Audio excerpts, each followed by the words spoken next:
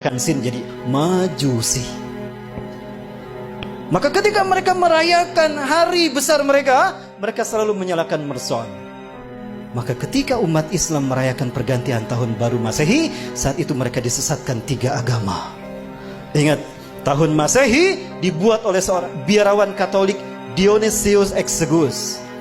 Dia adalah biarawan Katolik yang ditugaskan oleh Vatikan untuk membuat penanggalan Masehi yang titik tolaknya Natal. Maka dibuatkanlah penanggalan tahun Masehi yang diberi nama kemudian Anno Domini. Tahu apa arti Anno Domini? Tahun Anno Domini artinya tahun Tuhan kita. Kita Romawi. Siapa Tuhan Romawi? Yesus Kristus. Berarti tahun Anno Domini adalah tahun Yesus Kristus. Lalu dirayakan pergantian tahunnya oleh umat Islam. Apakah umat Islam tidak murtad?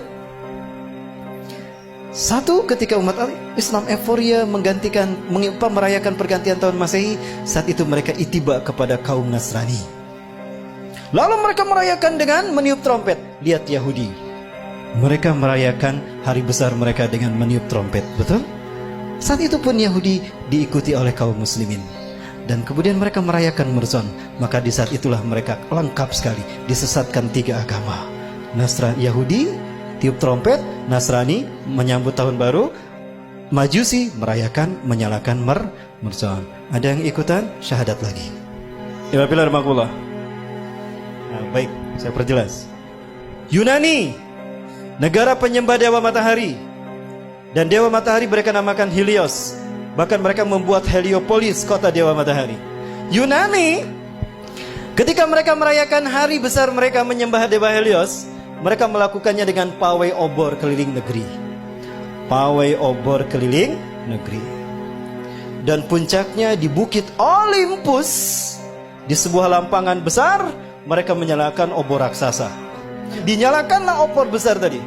Obor besar, selama obor besar itu menyala di Bukit Olympus, kaum paganis Yunani, mereka merayakan penyembahan dewa Helios dengan melakukan berbagai macam atraksi. Ritual ini sampai hari ini dipertahankan, dan itu bernama Olimpiade. Sekali lagi, Zionis Yahudi menyesatkan kita dalam tiga ranah: simbol, ritual, dan arsitektur. Sudah terwujud? Tingkat dunia Olimpiade, tingkat benua ASEAN Games, tingkat nasional PON, tingkat daerah Porda. Dewa di Itali, Roma, Dewa Mitra. Lihat, ini Dewa Mitra, sama dengan Liberty. Ada matahari di kepalanya. Patung Liberty pegang apa? Obor, kan? Berubah tidak? Tidak. Inilah yang dikatakan iblis. Fabima akhwatani ila aqudanalhum siratal mustaqim. Karena engkau telah menghukum aku tersesat, aku akan halangi mereka dari tauhid. Artinya, akan ada sosok lain yang disembah selain engkau. Siapa? Dewa Matahari. Siapa Dewa Matahari? Matahari adalah unsurnya api, kan? Dan siapa yang Allah ciptakan dari api? Jadi siapa Dewa Matahari itu? Ajajil. Tapi dia tidak terlihat. Maka dia butuh sosok manusia yang menjadi kembaran dia seutuhnya. Samiri. Jadilah dia Dwi Tunggal. Siapapun yang mengangkat tangannya seperti, berarti dia komitmen kepada iblis dan Dajjal. Baik, di Amerika Latin, Amerika Selatan ada 3 suku bangsa menyembah Dewa Matahari. Suku Aztec di Meksiko menyembah Viracocha. Suku Inca menyembah Dewa Inti di Brazil. Suku Maya menyembah Dewa Kukulcan di Amerika Latin. Ya. Dan di Mesir ada Horus, Dewa Matahari. Dan Horus selalu digambarkan dengan kepala burung. Kenapa? Ketika Tuhan turun ke bumi selalu menggunakan burung. Dan burung adalah simbol singgasana tinggi. Maka siapapun yang menjadikan burung sebagai simbolnya, maka dia akan merdeka abadi. Maka jadilah burung simbol kemerdekaan setiap. Kebetulan atau sesuatu yang sudah direncanakan? Apakah ini hanya begitu saja kebetulan? Bukankah iblis sudah berkata, aku akan sesatkan mereka dari jalanmu yang lurus, dari tauhid. Segitiga satu mata. Ingat? Segitiga digunakan iblis karena dia melihat ke bawah. Dia berada di langit ingin berkuasa di dunia. Ajazil menghadap ke bawah. Samiri pun sama, dia ingin berkuasa sebagaimana Tuhan di langit. Maka segitiganya menghadap ke atas. Keduanya bertemu di segitiga Bermuda. Pertemuan mereka simbolnya seperti apa? Ini simbol mereka. Betul?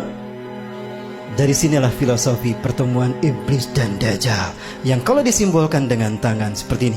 Dan ini angka 11. Dan kembar, itulah WTC 911. Menggeser nama keberadaan Tuhan. Kecelakaan, kecelakaan, call 911, call 911. Tuhannya hilang. Musibah, musibah, call 911. 911 yang disebut, Tuhannya hilang. Keberadaan Tuhan digeser. Yang pertama disebut manusia ketika terjadi musibah kecelakaan, 911. 9 tambah 11 berapa? 11. 9 tambah 1 10. 10 tambah 1 11. Itu simbol pertemuan iblis dan Dajjal yang mengaku maha tinggi. Dan itulah WTC. Dan WTC dihancurkan di titik balik pertama di milenium ketiga. Milenium ketiga itulah yang disebut dengan Y2K. Kepada dunia latah, bahkan negara Arab termasuk Indonesia, kami siap menyambut Y2K, betul? Di tahun 2000 tuh, we are ready to visit Y2 km. Padahal Y2K syarat berbau muatan ideologis. Y2K bagi orang Kristen adalah singkatan dari Year of the Jesus Kingdom.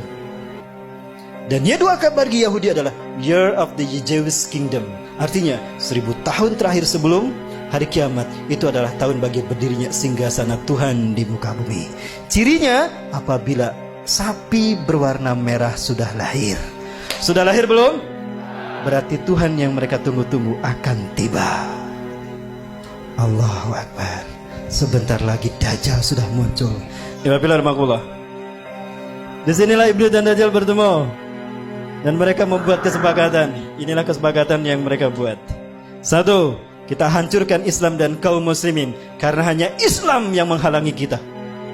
Maka apapun caranya, Islam dan umat Islam harus dimusnahkan. Yang kedua, kita berjuang kepada manusia untuk menunjukkan kalau Tuhan telah salah pilih. Tuhan telah berbuat salah. Begitu kan? Ini filosofi siapa kalau bukan filosofi Ajazil?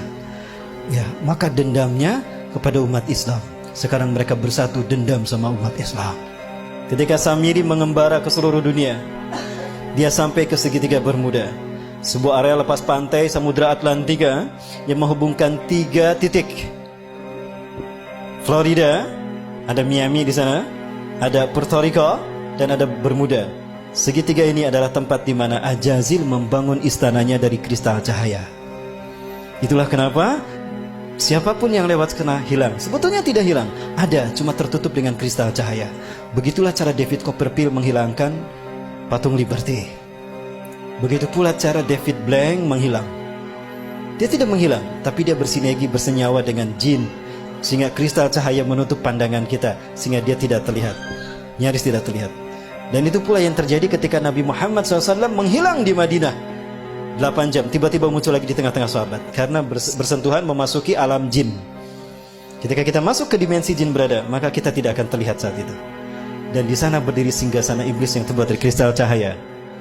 Nah, di pertemuan itu Ajazil sangat gembira ketika Samiri datang. Come here Sam, come here Sam. Samiri, Ajazil selalu memanggil seseorang dengan satu suku kata pertama. Come here Sam, come here Sam. Kemari Sam, kemari Sam.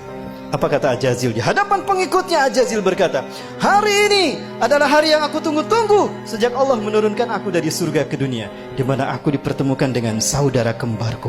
Panggillah dia oleh kalian sebagai Paman Sam.